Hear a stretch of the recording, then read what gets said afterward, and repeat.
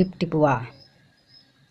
भुवन रोज रात को सोने से पहले दादी से कहानी सुनता। दादी रोज उसे तरह तरह की कहानियाँ सुनाती। एक दिन मूसलाधार बारिश हुई। ऐसी बारिश पहले कभी नहीं हुई थी। सारा गांव बारिश से परेशान था। दादी की झोपड़ी में पानी जगह जगह से टपक रहा था, टिप टिप टिप टिप। इस बात से बेखबर पोता दादी की गोद में लेटा कहानी सुनने के लिए मचल रहा था। दादी खींच कर बोली, अरे बचवा, क्या कहानी सुनाए? इस टिपटिपुआ से जान बचे तब न। पोता उठकर बैठ गया। दादी, ये टिपटिपुआ कौन है? टिपटिपुआ क्या शेर बाघ से बड़ा होता है? उसने पूछा। दादी छत से टपकते हुए पानी की तरफ देखकर बोली, हाँ बचवा, न शेरवा के डर न बघवा के डर, डर तो डर टिपटिपुआ के डर। संयोग से मुसीबत का मारा एक बाघ बारिश से बचने के लिए झोंपड़ी के पीछे बैठा था। बेचारा बाघ बारिश से घबराया हुआ था। दादी की बात सुनते ही वह और डर गया। अब यह टिपटिपुआ कौन सी बला है? ज़रूर यह कोई बड़ा जानवर है, तभी दादी शेर बाघ से ज़्यादा टिपटिपुआ से डरती हैं। इससे पहले कि वह बाहर आकर मुझ पर हमला करे, मुझे ही यहाँ से भाग जाना चाहिए। बाघ ने ऐसा सोचा और झटपट वहाँ से दुम दबाकर भाग चला। उसी गांव में भोला भी रहता था। वह भी बारिश से परेशान था। आज सुबह से उसका गधा गायब था। सारा दिन वह बारिश में भीगता रहा और जगह जगह गधे को ढूंढता रहा, लेकिन वह कहीं नहीं मिला।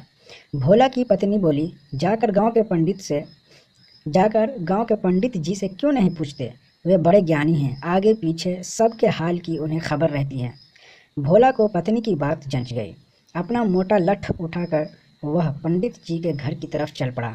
उसने देखा कि पंडित जी घर में जमा बारिश का पानी उलीच उलीच कर फेंक रहे हैं।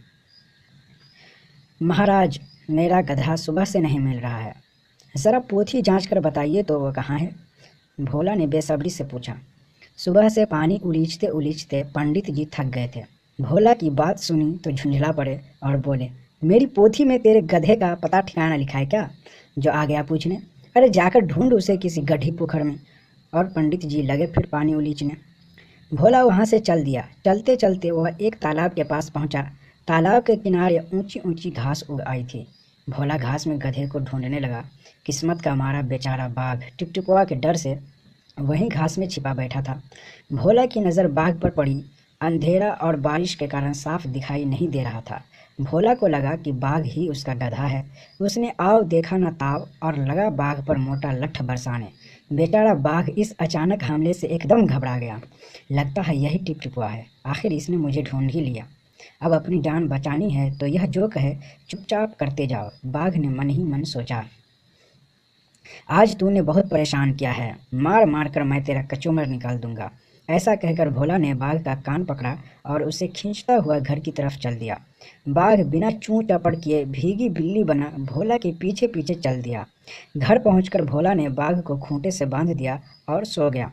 सुबह जब गांव वालों ने भोला के घर के बाहर खूंटे से एक बाघ को बंधा देखा तो उनकी आंखें खुली की खुली रह गईं।